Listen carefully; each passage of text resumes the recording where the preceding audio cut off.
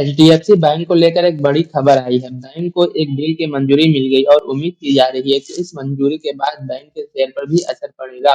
दरअसल आरबीआई ने private sector के सबसे बड़े बैंक एचडीएफसी बैंक को एयू स्मॉल फाइनेंस बैंक में 9.50% की हिस्सेदारी खरीदने की इजाजत दे दी है।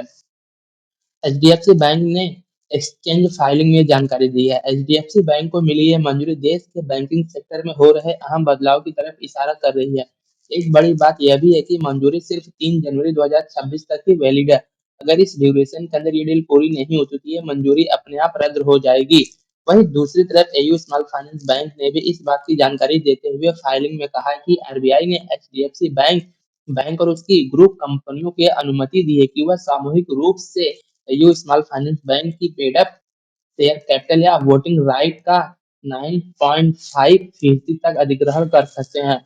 आपको बता दें कि एचडीएफसी बैंक की ग्रुप कंपनी में HDFC mutual fund, HDFC life insurance, HDFC pension management, HDFC ERGO general insurance, HDFC security शामिल है। इन कंपनियों को भी सामूहिक रूप से इस हिस्सेदारी को खरीदने की अनुमति मिली है। इसके साथ ही एचडीएफसी बैंक ने कोटक महिंद्रा बैंक और कैपिटल स्मॉल फाइनेंस बैंक में भी 9.5% की हिस्सेदारी खरीदने के लिए आरबीआई से मंजूरी प्राप्त कर ली है, लेकिन इस मंजूरी की समय सीमा 2 जनवरी 2026 तक ही है।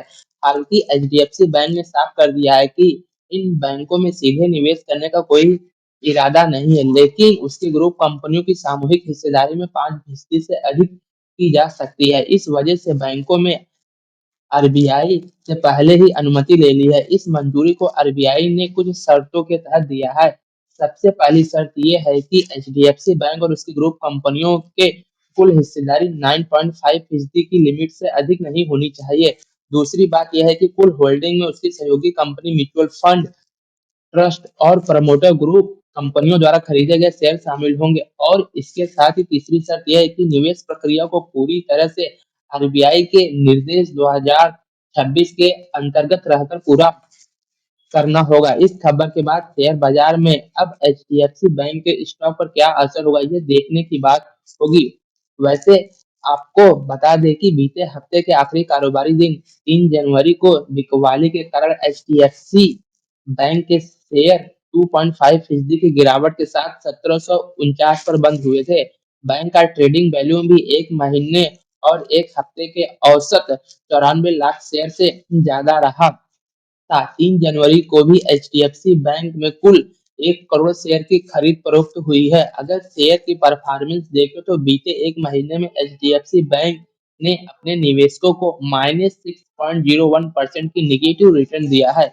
6 महीने में यह स्टॉक 1.23% चढ़ा और बीते एक साल में इसमें 3.40 की बढ़त दिखाई है। माना जा रहा है कि आरबीआई की तरफ से मिली ये मंजूरी बैंक बिजनेस एक्सपेंशन और नए कस्टमर बेस को चुनने में मदद करेगी। फाइनेंस और इंश्योरेंस जैसे सेक्टर में अपनी मौजूदगी बढ़ा कर एचडीएफसी बैंक अपने को और मजबूत बना सकता है। साथ ही कोटक महिंद्रा बैंक और कैपिटल स्मॉल फाइनेंस बैंक जैसे कंपटीटर्स के साथ रणनीति साझेदारी करने से एचडीएफसी बैंक को अन्य प्राइवेट बैंकों के मुकाबले बढ़त मिलेगी। वहीं एयू स्मॉल फाइनेंस बैंक के लिए भी यह एक बेहतर डील है। एचडीएफसी बैंक की फंडिंग और टेक्नोलॉजी से एयूएसएफबी अपने ऑपरेशन को बेहतर बना सकता है। साथ ही नाम के साथ जुड़ने से छोटे बैंकों को ग्राहकों में विश्वास हासिल करने में मदद मिलेगी। हालांकि एचडीएफसी बैंक को यह सुनिश्चित करना होगा कि वो आरबीआई द्वारा तय किए गए समय सीमा में डील पूरी करे। ऐसे में आप देखने वाली बात यह होगी कि ये डील कितनी जल्दी पूरी होती है और एचडीएफसी बैंक पर कैसा असर होता है। वीडियो अच्छा लगे तो लाइक, सब्सक्राइब और शेयर करना न भूलिएगा।